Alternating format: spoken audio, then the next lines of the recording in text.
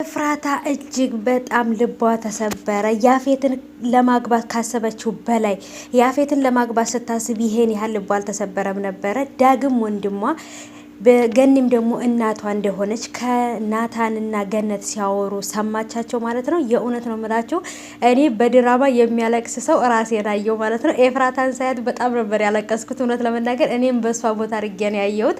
ድራማ በነገራችን ላይ የሚሰራው በእውነተኛ ታሪክነት የተመሰረተውን በስክሪፕት ተጽፎ ነው እንደገና ወደ ድራማነት የሚሰራው ማለት ነውና እጅግ በጣም ነው ያዘንኩት እውነት ለመናገር ይሄን ያህል ህይወት ይሄን ያህል ነገር የሚያሳልፍ ሰው አለ እንደ ብዬ ነው ያሰብኩትና አሁን ላይ የሐረግ ድራማ መጨረሻ የደረሰ ይመስለኛል ማለት ነው። በነገራችን ላይ አዲስ ነገር ምንድነው? ኤፍራታ ከናታን እርጉዝ ናት ማለት ነው።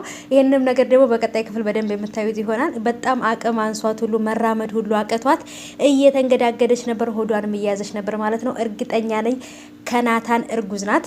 ሰላም ሰላም፣ ውድ የተከበራችሁ የቻናል ተከታታዮች እንዴት ናችሁ? ከኔ ጋር ሁሉ ሰላም ነው። ሰላማችሁ ይብዛልኝ ባላችሁበት ውድ ቤተሰቦቼ። ለቻናሌ አዲስ ከሆናችሁ ሰብስክራይብ እያደረጋችሁ ቤተሰብ ሁኑ። ነባሮች እንኳን በሰላም መጣችሁ ብያለሁ ማለት ነው። እውነት ለመናገር የዛሬው ትንሽ እጅግ በጣም ያሳዝናል፣ ልብም ይሰብራል ማለት ነው ውዶቼ። ምክንያቱም ይሄንንም ነገር እንግዲህ ሁላችሁም አይታችሁታል ማለት ነው ቤተሰቦቼ። በጣም ነው ያዘንኩት። የቤዛ ጓደኛም ደግሞ ያፌትን ለማሳሳት ወይንም ደግሞ ያፌትን የሆነ ነገር እንዲያደርግ እያደረገችው ነው ማለት ነው። ምክንያቱም ይሄን ነገር ካደረገ ምንም ማድረግ ስለማይችል ማለት ነው፣ ወደ ጋብቻ መግባት ስለማይችል ማለት ነውና እሱን ለማሳሳት የማታረገው ነገር የለም። ብቻ እጅግ በጣም የሚያሳዝን ነው። እና እንግዲህ ኤፍራታ ገነት እናቷ እንደሆነችና ዳግምም ወንድሟ እንደሆነ ማወቅ አለባት። ስለዚህ አንቺም እናቷ ዳግምም ወንድሟ እንደሆነ ማወቅ አለባት። ይሄን ነገር ስለደበኳት ተቀይማኛለች። በህልሜ ሁሉ ይሄን ነገር ነው ያየሁት ብሎ ነግሯት ነበርና አንተ ተረጋጋ፣ እኔ ቀስ ብዬ ነግራታለሁ ብለዋለች ገነት ማለት ነው። ይህንን ነገር ስትሰማ ኤፍራታ መቋቋም ነበር ያቃታት። እንደምንም ብላ በሩን ከፍታ ነበር ወደ ውጭ ወጣችው። ኤፍራታ ከዚህ በኋላ ምን ያጋጥማታል፣ ምን ትሆናለች ማሰብ በጣም ከባድ ነው። ምክንያቱም እያዞራት ነበር። እርግጠኛ ነኝ ትወድቃለች ብዬ ነው ማስበው። በዚሁም አጋጣሚ እንግዲህ ወደ ሆስፒታል ትገባለች። ያለው ነገር እንደዚህ ሆኖ ሰርጉም ሊቀር ይችላል ማለት ነው። እና እንግዲህ ቤተሰብ በዚሁም አጋጣሚ እንደዚህ ሆኖ ሰርጉ ቢቀር በጣም ደስ ይለኛል።